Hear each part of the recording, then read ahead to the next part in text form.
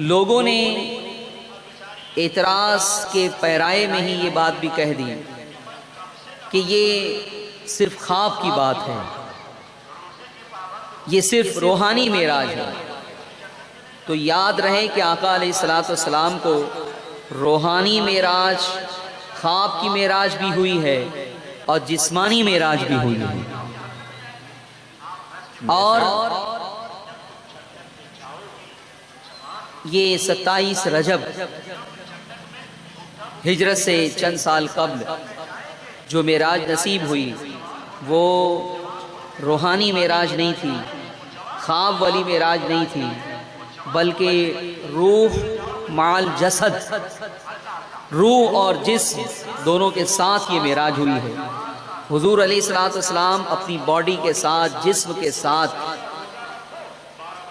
من المسجد الحرام الى المسجد الاقصی جو کہا گیا، یہ سفر آپ نے جو طے کیا، پھر اس کے بعد آسمانوں کے پرے گئے، یہ جسمانی طور پر گئے ہیں، روح مع الجسد، روح اور جسم دونوں کے ساتھ گئے ہیں۔ صرف روحانی جو ہے وہ معراج نہیں ہے۔ اگر روحانی معراج ہوتی، خواب کی بات ہوتی، تو پھر قرآن عظیم اس قدر پرشکو انداز میں اسے بیان نہیں کرتا۔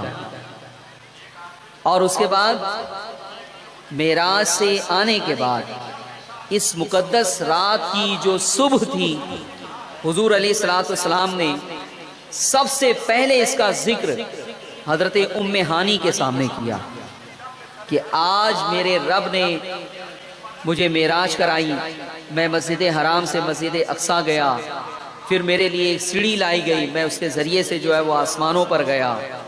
ساری تفصیلات جب آپ نے بیان کی، اب باہر نکلنے لگے تو حضرت ام ہانی نے حضور علیہ الصلوۃ والسلام کا دامن تھام لیا اور کہا کہ یا رسول اللہ، یہ ساری باتیں آپ باہر جا کے کسی سے بیان نہ کریں، ورنہ لوگ آپ کا انکار کریں گے، مذاق اڑائیں گے کفار۔ حضور علیہ الصلوۃ والسلام نے فرمایا ان سے کہ میں ان تمام باتوں کو کفار کے سامنے جا کے ضرور بیان کروں گا، ضرور بیان کروں گا۔ تاریخ انسانی کا اتنا عظیم واقعہ رونما ہوا ہو اور اسے پھر چھپایا جائے، پردہ خفا میں رکھا جائے، یہ بات پیغمبرانہ منصب کے خلاف تھی اور یہ بات چھپانے والی نہیں تھی، بلکہ اس کا تو اظہار برملا کرنا تھا۔ میرے عزیزوں اور میرے دوستوں، اس کے بعد حضور علیہ الصلوۃ والسلام باہر تشریف لائے، ابو جہل سے ملاقات ہوئی اور اس نے پوچھا کہ اے محمد کوئی تازہ خبر؟ تو آپ نے فوراً فرمایا کہ ہاں اے ابو جہل، آج میرے رب نے مجھے جو ہے وہ معراج کرائی، میں رات کے ہی حصے میں مسجد حرام سے مسجد اقصی گیا اور اس کے بعد آسمانوں کے پرے گیا، رب سے ملاقات میری ہوئی اور اس کے بعد پھر لوٹ بھی آیا۔ کہا اچھا، اب ابو جہل جیسے بدترین خبیث الفطرت انسان کو ایک اور موقع مل گیا محمد عربی صلی اللہ علیہ وسلم کی مذاق اڑانے کا، تمسخر کا، اور اس نے جو ہے وہ کہا کہ میں لوگوں کو جمع کرتا ہوں، کیا یہ بات آپ ان کے سامنے کہیں گے؟ یہ تفصیل آپ ان کے سامنے بیان کریں گے؟ ابو جہل نے بہت لوگوں کو جمع کر لیا، کہا دیکھیے یہ عجیب و غریب بات کیا کرتے ہیں، آج ایک ایسی عجیب و غریب بات کر رہے ہیں کہ ہماری عقل اسے تسلیم کر ہی نہیں سکتی ہے۔ کفار جمع ہو گئے، حضور نے واقع معراج کی تفصیلات ان کے سامنے بیان فرمائی، کوئی آر نہیں، کوئی جھجک نہیں، کوئی حیا نہیں، کوئی شرم نہیں، اس شرف کا ذکر بہت پرشکو انداز میں کیا۔ اس بات کی پرواہ نبی کو نہیں ہوتی کہ میری زبان سے اگر حق بات نکلے گی تو اس کا ری ایکشن کیا ہوگا۔ برملا جو ہے وہ اس کا اظہار فرمایا۔ کافروں نے جب سنا، اچھا رات ہی رات مسجد مکہ سے نکل کے جو ہے وہ اقصی گئے اور رات ہی رات واپس بھی آ گئے، بہت لوگوں نے مذاق اڑانا شروع کیا، ہنسی مذاق کی گئی، کوئی سیٹی بجانے لگا، کوئی تالی بجانے لگا، کوئی جو ہے وہ سر پکڑ کے بیٹھ گیا کہ دیکھیے کیسی عجیب و غریب بات کر رہے ہیں۔ سینکڑوں میل کا سفر ہے اور یہ کہہ رہے ہیں کہ رات کے کچھ حصے میں گئے بھی اور واپس بھی آ گئے. آسمانی بات تو انہیں سمجھ میں نہیں آ رہی تھی، اس لیے کہ اس کا کوئی کانسیپٹ، کوئی تصور ان کے یہاں نہیں تھا. لیکن کوئی شخص سفر کر کے مسجد اقصی جائے اور واپس آ جائے، یہ تو ایک امر واقعہ تھا. انہوں نے کہا یہ کیسے پاسبل ہے، یہ کیسے ممکن ہے؟ اور پھر یہ کہا کہ محمد اب تک تو ہمارا جو ہے وہ تمہارے بارے میں گمان تھا کہ تم مجنون ہو، آج ہمیں یقین ہو گیا کہ تم مجنون ہو. معاذ اللہ. پھر اس کے بعد بہت سارے کچھ کچے قسم کے مسلمان تھے، انہوں نے جب حضور علیہ الصلوۃ والسلام کی زبانی یہ سنا تو وہ اسلام سے ہی پھر گئے. پھر بہت سارے کافر مل کر صدیق اکبر کے پاس گئے اور جانے کے بعد کہا کہ کیا تم اس بات پر یقین کرو گے کہ ایک شخص یہ دعویٰ کرتا ہے کہ میں رات ہی رات مکہ سے جو ہے وہ شام گیا، فلسطین گیا، مسجد اقصی گیا اور رات کے ہی حصے میں واپس بھی آ گیا؟ تو صدیق اکبر نے کہا کہ نہیں، میں نہیں یقین کروں گا.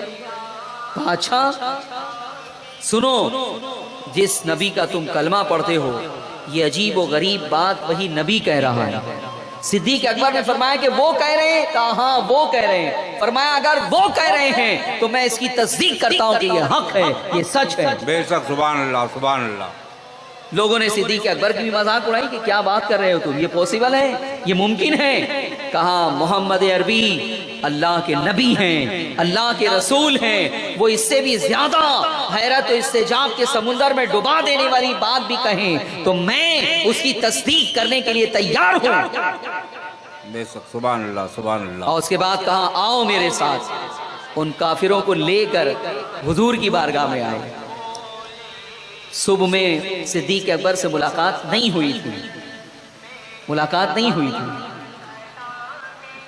اب کافروں نے فرسٹ انفارمیشن انہیں دی ہے کہ آج محمد عربی یہ دعویٰ کر رہے ہیں اور اس قسم کی باتیں کر رہے ہیں. ان تمام باتوں کو سننے کے بعد صدیق اکبر نے کہا میرے ساتھ آؤ.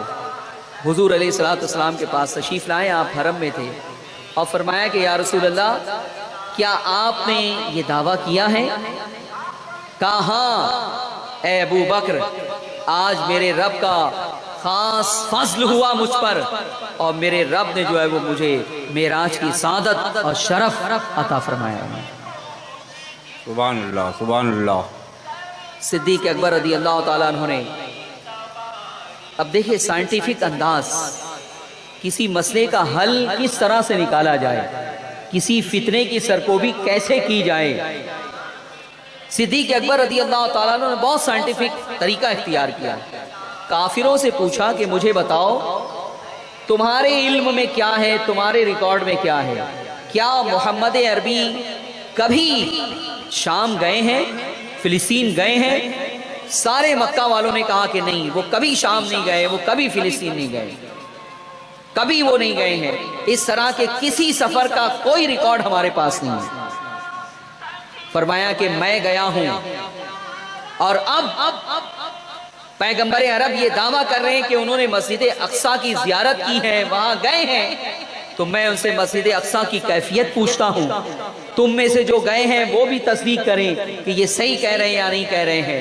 اب فتنے کی بہتری کرنے کے لیے آپ نے پوچھا کہ یا رسول اللہ مسجد اقصی کی کیفیت کیا ہے، اس کے دروازے کتنے ہیں، اس کی محراب کیسی ہے، اس کا محل وقوع کیسا ہے، اس کا صحن کیسا ہے. ساری تفصیلات صدیق اکبر رضی اللہ تعالیٰ عنہ پوچھتے رہے اور حضور علیہ الصلوۃ والسلام بتاتے رہے. سرکار فرماتے ہیں کہ مجھے کچھ تشویش ہوئی، لیکن جیسے ہی صدیق اکبر نے سوال کرنا شروع کیا تو جبریل امین نے پورا بیت المقدس اٹھا کر میرے سامنے رکھ دیا. جو سوال ہوتا محراب، میں محراب کی کیفیت دیکھ کے بتا دیتا ہوں.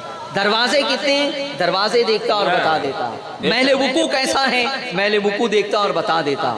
جو لوگ کفار میں سے فلسطین گئے تھے، مسجد اقصی کو جنہوں نے دیکھا تھا، انہوں نے پھر تصدیق کی، مجبور ہو گئے وہ تصدیق کرنے پر کہ واقعی پیغمبر عرب سوالات کے جوابات بالکل صحیح دے رہے ہیں. بے شک سبحان اللہ اور سبحان ساری اللہ تفصیلات آقا علیہ الصلوۃ والسلام نے بیان فرما دی. اب صدیق اکبر رضی اللہ تعالیٰ عنہ نے یہ تو کافروں کو مطمئن کرنے کے لیے آپ نے یہ حکمت اختیار کی، ورنہ صدیق اکبر کا حال یہ تھا کہ وہ کچھ غیر مطمئن نہیں تھے، اپنے اطمینان کے لیے وہ سوال نہیں کر رہے تھے، بلکہ کافروں کو مطمئن کرنے کے لیے اور اس عظیم معجزے کے اظہار کے لیے انہوں نے یہ سوالات کیے تھے. ورنہ ان کا تو حال یہ تھا کہ حضور کے پاس آنے سے پہلے کافروں کو کہہ دیا تھا کہ اس سے زیادہ بعید از قیاس بات بھی پیغمبر عرب اگر کریں تو میں اس کی بھی تصدیق کرنے کے لیے تیار ہوں. سبحان اللہ سبحان اللہ. اور اسی دن صدیق اکبر رضی اللہ تعالیٰ عنہ کو صدیق کا لقب ملا ہے. یہ ٹائٹل، یہ خطاب، پہلے وہ ابو بکر بن قحافہ تھے، لیکن جس دن یہی شب معراج کی صبح تھی ابو بکر صدیق اکبر کہلائے. بہت سچا صدیق یعنی صادق یعنی سچا، اور صدیق یعنی بہت سچا. اور پھر یہ جو ٹائٹل دیا گیا اس کا ثبوت بھی صدیق اکبر رضی اللہ تعالیٰ عنہ نے زندگی کے بہت سارے مراحل میں جو ہے وہ دیا ہے. جب ہجرت کر کے آقا علیہ الصلوۃ والسلام مدینہ جا رہے تھے، ساتھ میں صدیق اکبر تھے نا. جب کافروں کو اس بات کا علم ہوا کہ پیغمبر عرب مکہ چھوڑ کر مدینہ جا رہے ہیں تو انہوں نے جو ہے وہ گھیرا بندی کر لی تھی، گرفتار کرنا چاہتے تھے، پکڑنا چاہتے تھے. لیکن حضور علیہ الصلوۃ والسلام، میں تفصیلات میں نہیں جانا چاہتا، حضور علیہ الصلوۃ والسلام کس طرح سے نکل گئے کہ انہیں پتہ بھی نہیں چلا، وہ ساری تفصیلات آپ نے علماء کی زبانی سنی ہے. میں بتانا یہ چاہتا ہوں کہ صدیق کو معراج کے صدقے میں جو صدیق کا لقب ملا ہے اس کا پاس و لحاظ انہوں نے زندگی کے ہر مرحلے میں کس طرح سے کیا ہے. جب مکہ کی سرحد سے باہر نکلنے لگے تو کچھ نوجوان وہاں پہ موجود تھے، وہ حضور علیہ الصلوۃ والسلام کو بھی نہیں پہچانتے تھے، صدیق اکبر کو بھی نہیں پہچانتے تھے. انہوں نے پوچھا آپ کون ہیں؟ حضرت صدیق اکبر رضی اللہ تعالیٰ عنہ نے فوراً جواب دیا کہ میں ابو بکر بن قحافہ ہوں. پھر پوچھا ساتھ میں کون ہے؟ تو اگر کہتے کہ محمد بن عبداللہ ہیں تو وہ گرفتار کر لیتے، پکڑ لیتے. لیکن صدیق اکبر رضی اللہ تعالیٰ عنہ نے حضور علیہ الصلوۃ والسلام کی آئیڈینٹیفیکیشن کو چھپا بھی لیا اور جھوٹ بھی نہیں کہا. آپ نے ایک بہت ہی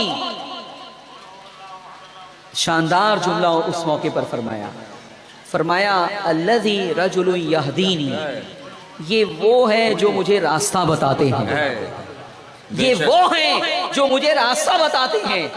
عربوں کے یہاں ایک نظام تھا، ایک سسٹم تھا کہ جب کوئی قافلہ نکلتا تھا تو کچھ راستے کے ماہرین ہوا کرتے تھے، ان کی خدمات لی جاتی تھی کہ کہیں صحرا میں بھٹک نہ جائیں، ان کی خدمات لی جاتی تھی. تو کافروں نے یہ سمجھا کہ ابو بکر بن قحافہ جو ہے وہ رات کے وقت کہیں سفر کر رہے ہیں اور پھر راستہ بتانے کے لیے کسی کو ساتھ میں لے لیا ہے. اور صدیق اکبر کی مراد یہ تھی کہ میں تو بھٹکا ہوا انسان تھا، یہ اللہ کے نبی ہیں، اللہ کے پیغمبر ہیں، اور یہ مجھے صراط مستقیم سیدھا راستہ بتاتے ہیں. سبحان اللہ سبحان اللہ. معراج کے مقدس موقع پر جو ٹائٹل دیا گیا، جو خطاب دیا گیا، اس کا پاس و لحاظ زندگی کے مراحل میں صدیق اکبر رضی اللہ تعالیٰ عنہ نے اس طرح سے کیا ہے.